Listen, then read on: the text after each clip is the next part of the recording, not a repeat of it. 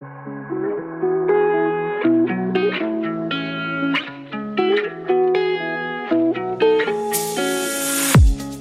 listening to an AINC original podcast. We believe you don't have to do life without a compass. Let us be your guide on this amazing journey. Welcome to Navigating Life with VisionLoss. Hello, I'm Kim Wardlow. I'm your host for Navigating Life with VisionLoss.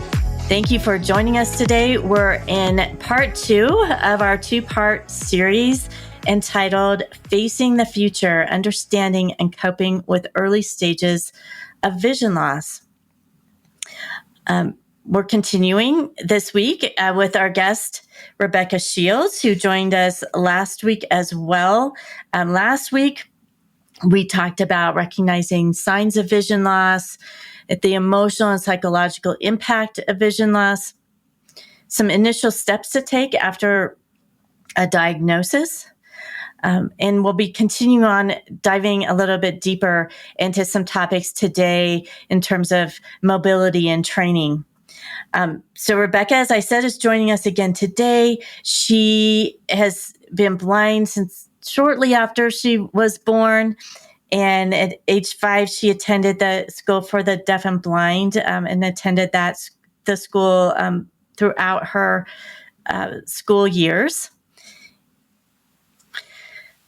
In 2008, Rebecca became the founder and owner of New Vision Professional Services and has been helping individuals adjusting to their vision loss since then. So, Rebecca, thank you for joining me again this week. Thank you, Kim, for having me. So this week, we're talking about some practical skills and training as people are navigating some vision loss in the early stages of vision loss. In terms of orientation and mobility, people may not totally understand what orientation and mobility is or the importance of it and why you need it. It's not you just get a white cane and go. Can you explain a little bit about what orientation and mobility training entails? Sure. We are lucky in now 2024 that we have such a wonderful perspective on orientation mobility that back in many decades ago, we didn't have, or professionals didn't have. We have come to the point in our society that, along with professionals, that orientation mobility is a very valuable skill that blind or visually impaired people really need to have. These days, it starts very young. They are putting canes in the hands of children as early as preschool, trying to get them ready to use a cane and have it be something that they will consistently have in their daily lives and use so that it keeps them safe, and it will basically help them to navigate in all of their areas, whether that be in their homes or in, outside or in their schools. So children are learning that very early. When I was growing up, we didn't use canes. We weren't taught to use them at a very early age. And we certainly didn't know it, but they were working with us on skills that are important in your mobility, but they were without canes. For example, they tried to teach us how to trail along a wall, or how to make sure we're trying to walk with our feet going straight, and using as best we could a good gait, as we call it, so that your feet are in sync. But those things work, but they weren't enough. And they have discovered that starting with a cane at an early age is really in the best interest of the individual. So children in schools are receiving orientation mobility skills, which that means that by a licensed professional, they are getting instruction in using a cane in their environment and learning proper technique, as we call it. And adults also need that same training. And when they first find out that they're visually impaired, if they're no longer in school and they are now in the, in society of either living with family or they're living on their own and they're diagnosed with a vision loss, and they're young people and they're working, for example, they can always contact Division of Voc Rehab, and they work with individuals who are possibly interested in going to college or are working and looking for a job. Voc Rehab is really the place to go to get help. And they have licensed orientation mobility instructors and are very good at teaching, travel, in even crossing streets and in heavy traffic. They're very good at that.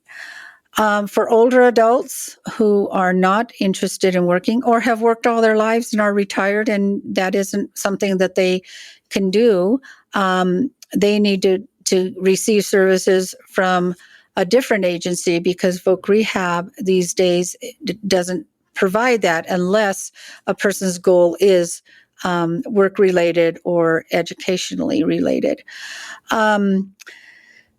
So there's services that you can get. Some of the cities have agencies that have licensed orientation mobility instructors.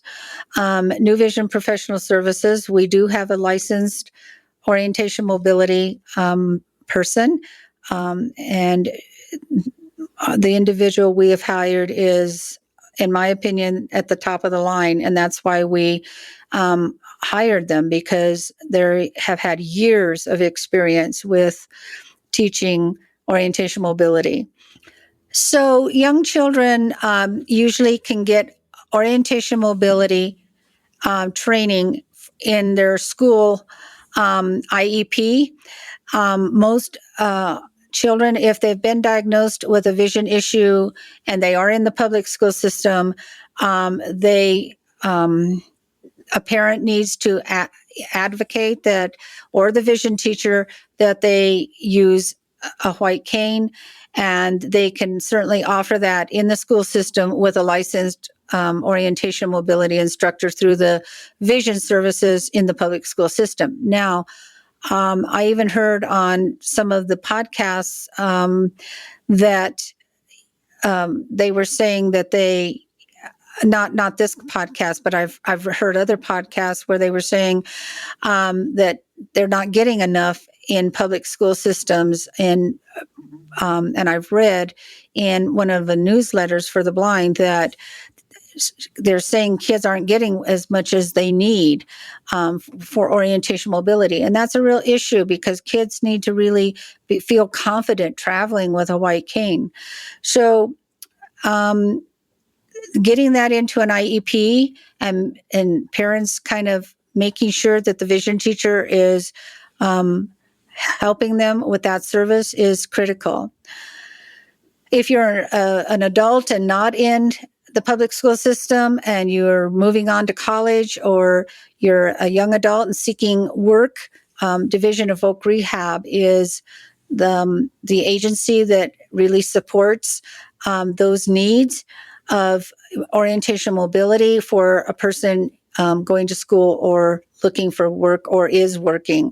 So contact Division of Voc Rehab throughout the state of Colorado in your area is really the first place to start to get O&M, as we refer to it. Mm-hmm. These days, human guide is a term that we've sort of started using in the professional field instead of sighted guide. And so sometimes people, when they found out that they have a vision loss and they are not able to follow someone walking ahead of them, or they can't see where they're going and they really feel like they need to hold someone's arm, human guide is acceptable, but they really need to seek services to start using a cane. And just getting a cane off of the internet through, Amazon or whatever is not always a good solution, because you don't know what kind of cane that would be best for you at the level you're at right now of your vision loss. If you get too short of one, or one that's not sturdy enough, or one that maybe doesn't have the right tip, then it is detrimental to you. So contacting an agency that you can find out whether they have orientation mobility services is really the best bet. So New Vision Professional Services does offer O&M with a licensed orientation mobility instructor. Our instructor has credentials and has had education and has served blind and visually impaired people for 30 years. And so we're very confident that we have a really great instructor serving our people in El Paso, Teller, and Park County, as long as, we can get them to let us know they have that need. Yeah, and I know that is a huge need. It's certainly in our part of the state, in the metro area, just getting orientation and mobility specialists to do that training. We could use more of them, I guess, is what I would say. But it is very important. It's you need to know how to use your cane properly, and as you said, be sure it's the right height and all of those types of things for it to really be an effective tool. What if a person? Sometimes people think, "Oh, I'll just get a guide dog," but really, you need to learn cane skills, and the schools, the guide dog schools, will require that you have good cane skills before you get a dog. But could you speak a bit to a person who might be considering using, applying for a guide dog to help them with their mobility? I believe that, using a cane or using a dog is really a decision that an individual has to make, but using good judgment. So if you've never used a cane and you've just recently lost your vision or are losing it, and you're at that point where you really need help getting around and you can't see where you're going, and sometimes people think, oh, someone talked about a dog, I'll just go get a dog and that'll solve everything. That's really a big red flag. I always tell folks, and I believe it for anybody, taking care of a dog is something that is very much like if you're taking care of yourself. So if you have trouble meeting your own needs as far as your day-to-day tasks of, getting your own food, just taking care of yourself, your personal self. We all have needs. We all have to have some help with some things, but caring for yourself, just like, being a parent, if you can't take care of yourself, you really can't always take care of a child. And that's sometimes where things happen that are unfortunate, because if you can't take care of yourself, you certainly can't take care of another life that's depending on you and be successful. And so taking care of a dog there's a lot of work to it. It's very rewarding.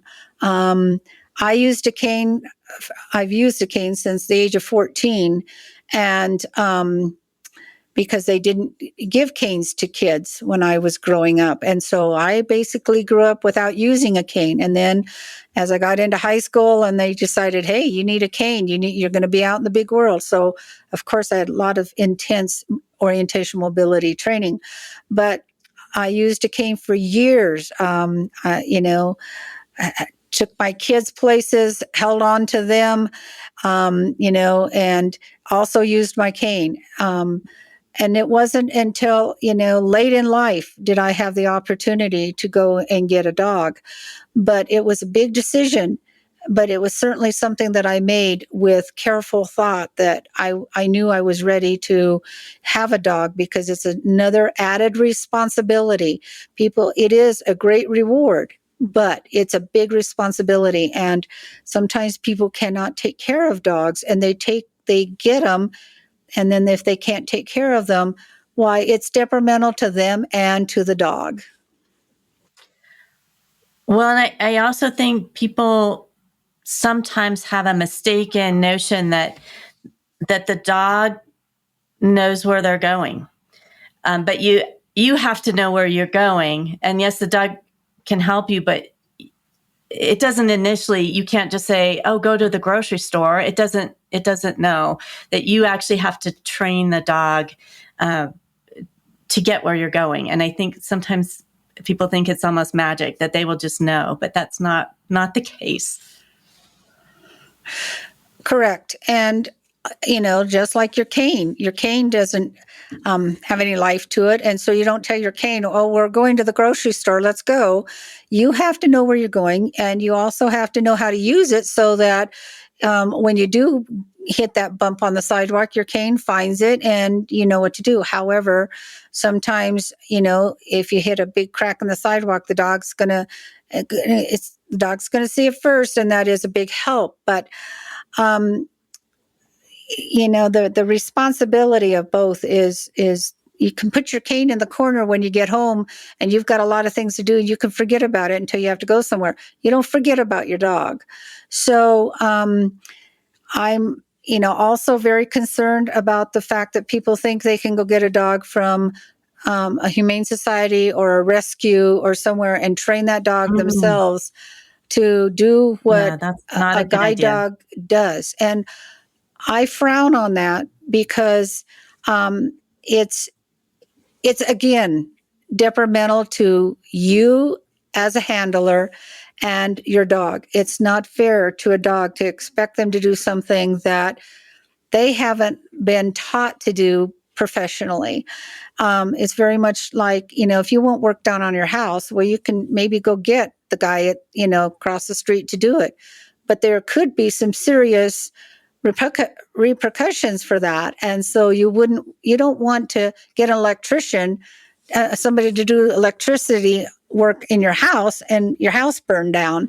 And it's the same way. Your dog is, with especially traffic and knowing danger. And these dogs, and the other thing is that the dog guide schools have been in existence for a long time, and they have well-trained staff. They put big bucks into their programs to help blind and visually impaired people. And so I'm all for anyone getting a dog. And I guess I use the word legally, because that's the way to do it. You have to jump through the hoops, and it may not be easy. It may be hard work, but in the end, it's better for you and your dog. Right. It's just the schools will do some training with you and the dog together and really work to match dogs to people. So, yeah, I think just as last week we talked about, if you're looking for, assistance and services as you're adjusting to vision loss, if you're taking that step to acquire a guide dog, it's really important to do that through one of the schools that has that specialized training of the dogs and can really work with you as the person using the dog. I will tell you that in the event that someone has never used a cane and really needs orientation mobility and doesn't know where to go get the services, and really wants good training and needs mobility training, Leader Dogs for the Blind in Rochester, Michigan offers orientation mobility training. Sometimes people go through that training with them, and then don't always end up getting a dog, but they do offer fabulous orientation and mobility training at no charge to you. And so I would encourage anyone who's listening that they feel like they really need some cane travel skills and they're willing to go through a week's worth of training or 2 weeks, whatever their schedule, that the program schedule is, that they offer that. And certainly it would be worthwhile to get that. And then after that, and you still want a dog, they will let you know whether your skills are adequate or you need more, and then if you're ready for a dog. Mm-hmm. Well, kind of moving on in that topic of training, I know there's different options for different aged individuals, and maybe we can start by talking about children. And I know there's the School for the Deaf and Blind, Anchor Center, certainly in the metro area, but then there's also teachers of blind students in the public school systems as well, and students are integrated into their classes. So maybe we could start there and then work our way up through adults and older adults. Of course. So when a parent discovers, no matter what age it is at birth or whether it's a little older child, and you're discovering that your little one is having some issues, even though as hard as it is for parents and as painful as it is, get help. So the Anchor Center is a well-known, very qualified preschool for children.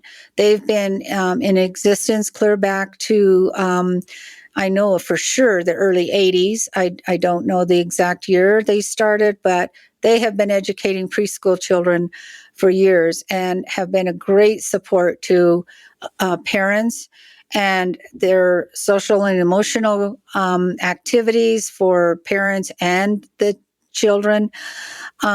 But if your child is experiencing some vision loss and you don't know where to go, I would suggest talking with the administration of your school. And usually schools can, tell parents also that there's an issue. They do some eye tests in the schools these days, and oftentimes children fail those, and they'll contact parents and say, we really believe there could be an issue here. Now, sometimes parents want to ignore that and they don't think that there's a problem. Sometimes schools ignore what children are having as a vision problem and they consider it a behavior problem. A couple of years ago, New Vision Professional Services here was contacted by a parent, and they were very frustrated because the school kept saying their child had a severe behavior issue and that the student was not doing what they should. They weren't doing their homework. They weren't looking at things in class, and they just constantly were on these parents. And it was a family that had a language barrier also, so they were really struggling. Someone told them about New Vision Professional Services, and we got the call from this very distraught parent who was so upset that their child was being considered a very serious behavior problem when at home the child wasn't, and yet they really wanted to learn. So we started giving them some supports and advocating for them. And as it was, we met with special education people, we met with principals, we helped them, and lo and behold, we got them to the point where they ended up doing a neural visual psychological report, which there's a big difference between just a ophthalmologist and a neuro-ophthalmologist. And so we discovered that there was some issues with getting messages from the eyes, the brain to the eyes. And so this little student was really struggling, and there was a serious medical issue. And so we helped the parent, and they ended up changing schools in the district, but they are getting services now. And the little student has really made some progress. And so it was a big deal. Now, other cases, especially in rural areas of the state where there's just not a lot of services, we find that sometimes that's when students are referred to the School for the Blind. They do have an outreach program at the School for the Blind, so they can meet with students in their own communities and help parents.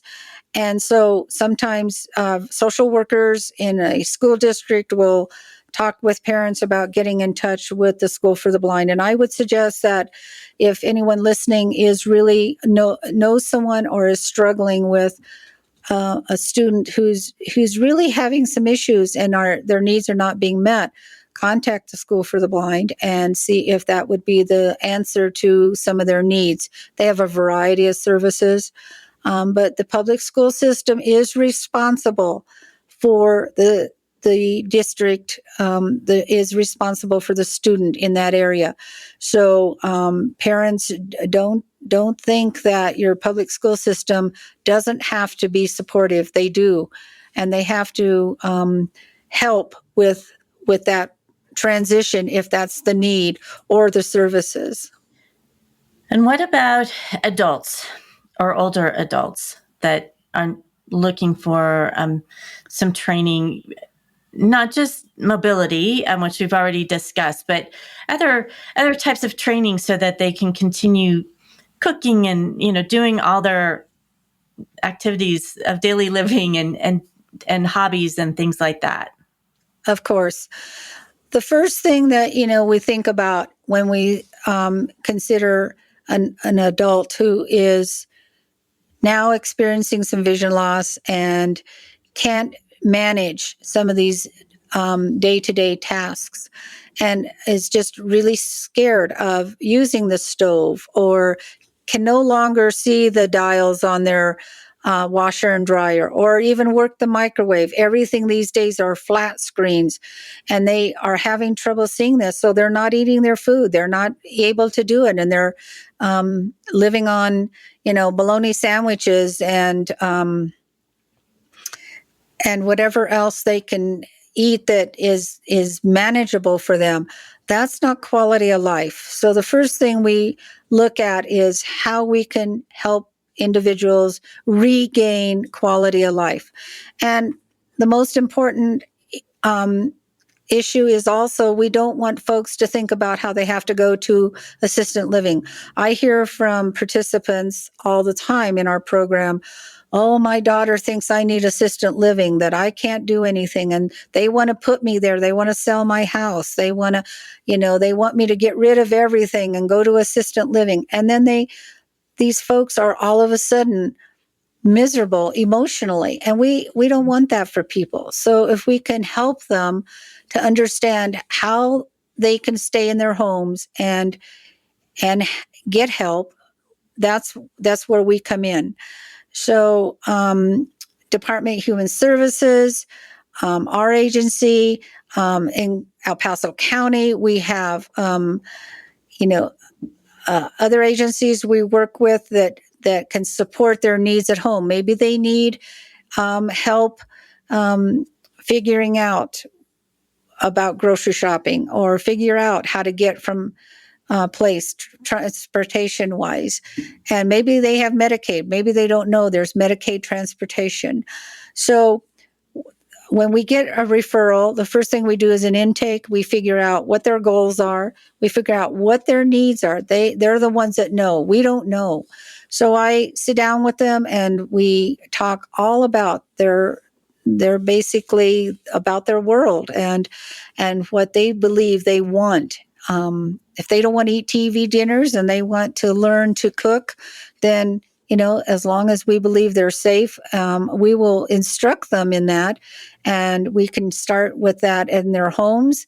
We have a licensed person that goes to their home and can instruct them in cooking, housekeeping, or whatever it takes to allow them to still be in their own homes.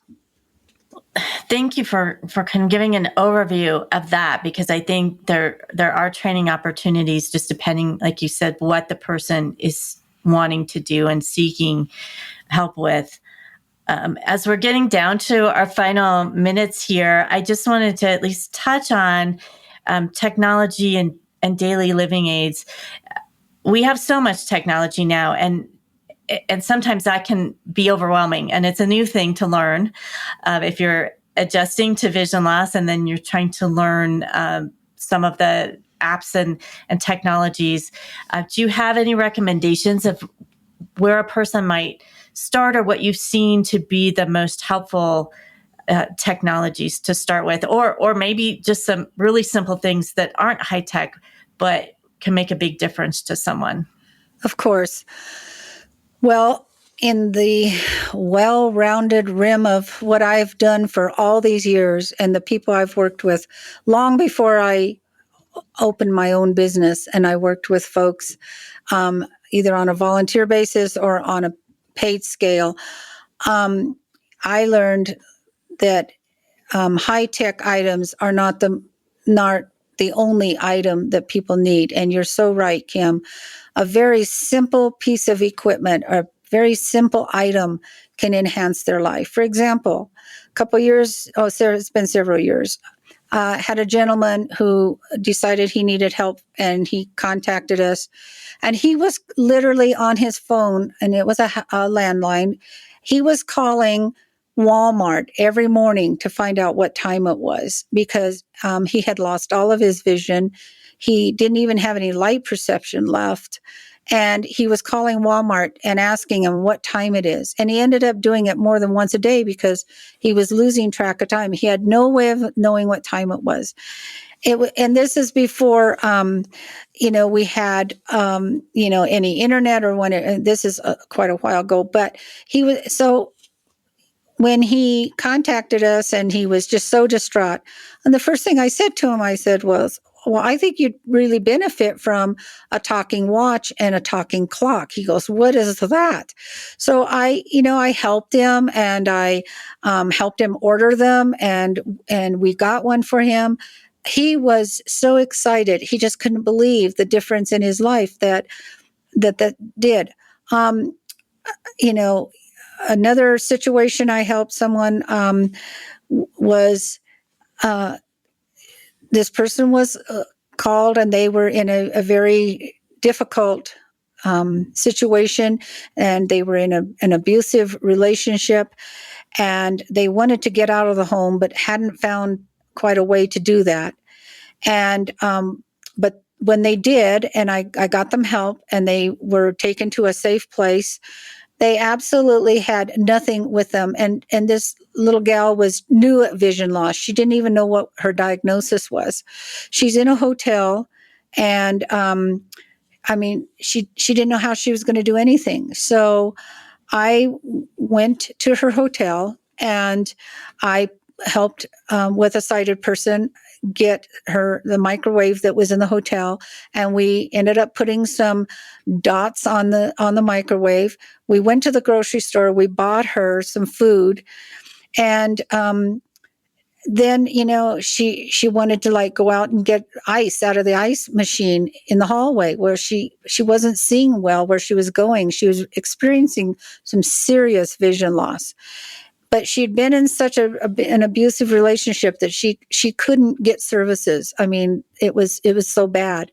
So I, from talking to her by phone, had realized that she didn't even have a cane. So when I talked to her in the hotel, I took out an extra cane out of my purse, and I said, now, you haven't had any training. We're going to work for a few minutes, but I want you to carry this with you when you're going up and down these stairs. And I showed her how to use it on the stairs.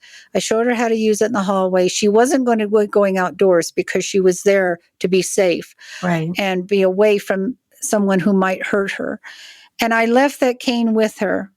And later she called me, and she said, I I wasn't feeling safe enough to even find the bathroom. She says I was so frightened. And with that cane, she was able to feel a little more confident. And she hadn't had any instruction yet, but it was something she had in her hand, and she could feel with the cane where the door was or whatever. Sometimes the most simple item can move us forward. That's what we do in our support groups with New Vision. We have coping skills. We learn about how to get these items, how to use them. And I believe that's a beginning for people. In terms of something that is more tech related, if somebody's using a smartphone, are there specific apps or even just using the voiceover on your smartphone that you would recommend for folks as they're starting to explore different aids? Yes, I believe that is a start. And of course, if they do have an iPhone, which a lot of people do, and they may have had that iPhone when they could see even better, and maybe they're not sure how to do it, teaching them how to get Siri, and at least getting some numbers into their phone and names of someone they can call for help until they get some good instruction. I think that's a start. You can always, if you can show them how and they feel like they can, you can get Be My Eyes. That's usually an app. Even with the the blind shell phone, you can get Be My Eyes. You can tap into that also. So I think for really older adults, my oldest client is 95, and she has to have help sometimes using her cell phone, but she's learned to use Siri, and that was the beginning. She didn't know how to do that when she first came to New Vision Services. Well, Rebecca, thank you so much. You have provided so much information, and I know we could probably talk for another a whole nother session on things. But I really appreciate you giving us this information. It's so important on orientation, mobility, guide dogs, training programs, a bit on technology. I'll take a moment to put in a plug for another of our podcasts, Blind Level Tech, that really dives into some of the new technology and assistive technology for folks with vision loss. So I'll put in a plug for that too. Rebecca, do you have any final words that you'd like to share with our listeners? Well, I guess I'd like to say I'm sorry if I didn't get to all of that, but there are some wonderful technology items out there, and I'm sure that you have people who are a lot more tech savvy than I am, but I do support that system for us, and we're very blessed these days. I remember when going to college, all I had was a slate and stylus, and that was hard work. And I was, when I got my own brailler to at least have, I thought I was on top of the world. So I'm so glad that, students and anyone who chooses, if they can learn the technology, it's there for them. The website for New Vision Professional Services is New Vision for number 4, and it's the number 4, u.com. So it's newvisionforyou.com. And they can always do that and leave even a message on the website. And that does come through to my email, and I can respond to that. Or, if you need more information, you certainly can get a hold of us with a phone number that I'm sure that Navigating Vision Loss can give you. Rebecca, again, thank you so much. Thank you for everyone who's listening.